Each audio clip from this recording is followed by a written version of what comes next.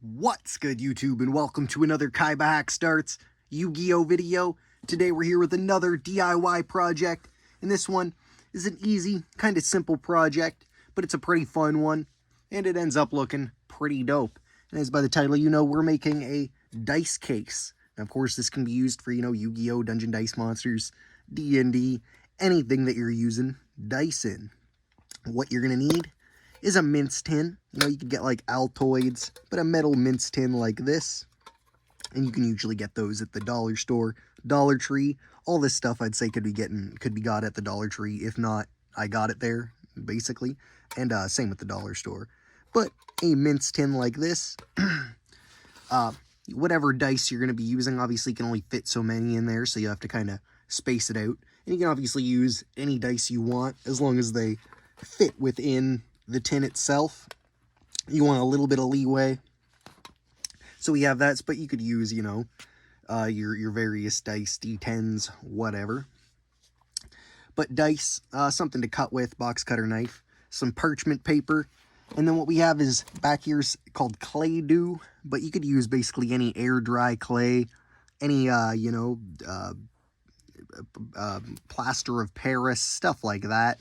This just happens to come at the dollar store for $1.50, and it comes with, like 24 grams of, like air dry clay for making like a dinosaur, but it ends up fitting pretty well in here with the dice.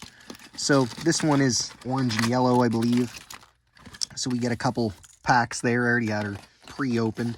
Sometimes they'll be kind of gooey like this, so you have to work them out a bit. Sometimes they'll be less stuck to the packaging, but that's everything you'll need. The parchment paper.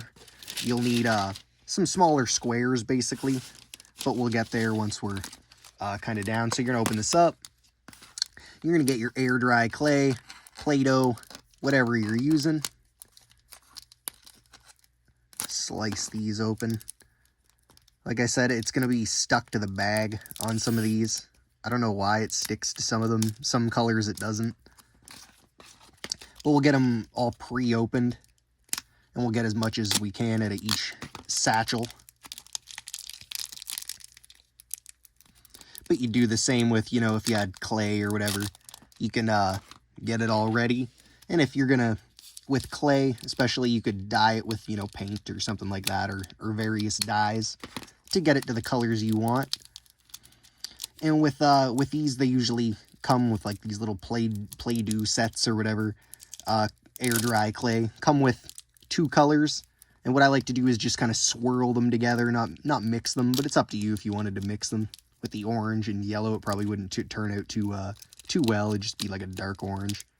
But we get as much of this as we can, and just grab her all out. It looks like it's going to be like super sticky. It really doesn't stick to your hands at all. It's just stuck to the bag intensely. Get out the orange as well. If you don't get it all, not that big of a deal. I obviously did like a test one before this that we'll show off in a minute here, because this stuff does take, I believe, 4 to 9 hours, it says on the back of the packaging. But others could take a couple days. I'm sure this is just kind of dry on like the outside. After that amount of time, I let mine go for like 2 days, and it was good. But we have the colors here. Good time to remind you to, subscribe if you're not subscribed. Like, share, do all that stuff. But we're basically just going to twist the colors together here. Get a nice mix, but not like, we don't really want to mix the colors, but we want to just kind of twist them, is what I'm doing anyway. So you can see some yellow, you can see some orange throughout it. And then you're going to plop her inside. Now this is where you just want to even it out as much as possible. Depending on the size of your dice, you might use a little less, a little more. Might need a little less, a little more to get them up to the height, but regardless, they should stay in place with this. But I get it all to the, sorry, I might have had it off camera there, blocking it. Get it all to the ends. Looks beautiful, Try and get it even in those side kind of pockets.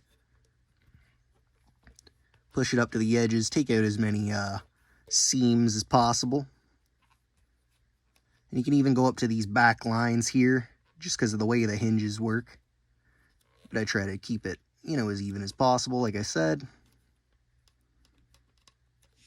And you're going to set that down, get your parchment paper. And this is where you want to have some dice that you don't really care about, because they can get kind of, this one got mucked up, but it was because I did it as the first test one to see if they would stick to the dice. It did, obviously. I think I could still wash it off, probably, but it's not that big of a deal. These are just dollar store dice. But you're going to wrap your dice like this, and then you're going to line up where you want it. So we're going to go about here. Say that's about center. For this one, we're going to do 5 dice worth. So you're going to repeat that process 5 times with whatever dice. Well, if you're doing 5, as many times as you need be, I guess. You're just going to squish them in as deep as you can, try and get them flat, and try and make sure they're wrapped pretty nicely. It doesn't have to be perfect, but so it does have a snugger hold. Rip off a couple more pieces here. I apologize for the noise.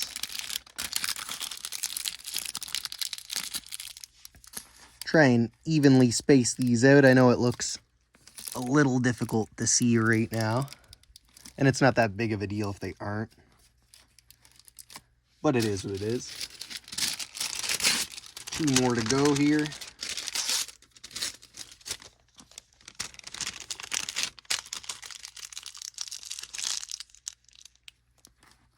These ones we're going to put kind of in between on the lower row here.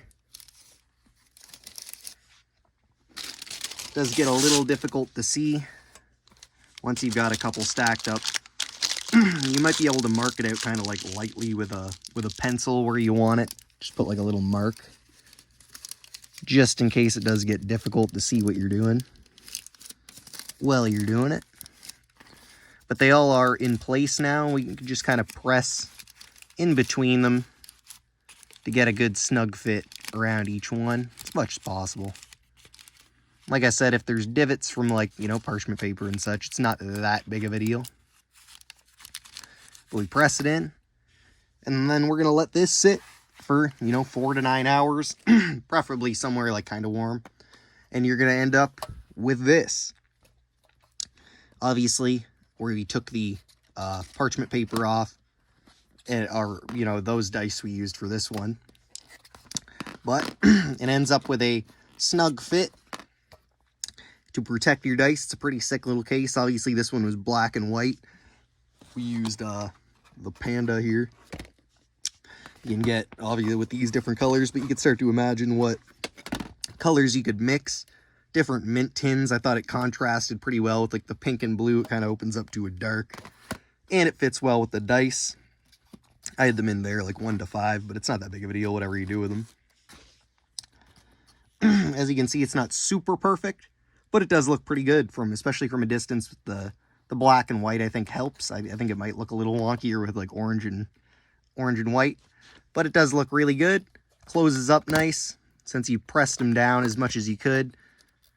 Does usually leave, like, a base kind of underneath. And like I said, you could do this with any dice. So very similar to, you know, our dice tray video, dice tower DIY, or various DIY projects. I'd recommend you check those out. Let me know if you have any upgrades for this project, or if you do make one yourself, any, you know, changes you might make, or if you, if it worked well for you. You know, make sure to like, comment, share, and subscribe. Check out my other content as well. Like I said, the different DIY stuff, Yu-Gi-Oh! Pack openings, deck lists, deck profiles, all kinds of content. You know, sometimes we go live. You never know what you might see. As well as make sure to check out the KaibaHacksDartz Discord, where lots of Yu-Gi-Oh! Discussions are going on, but all different kinds of topics and such. And other than that, thanks for watching. Peace.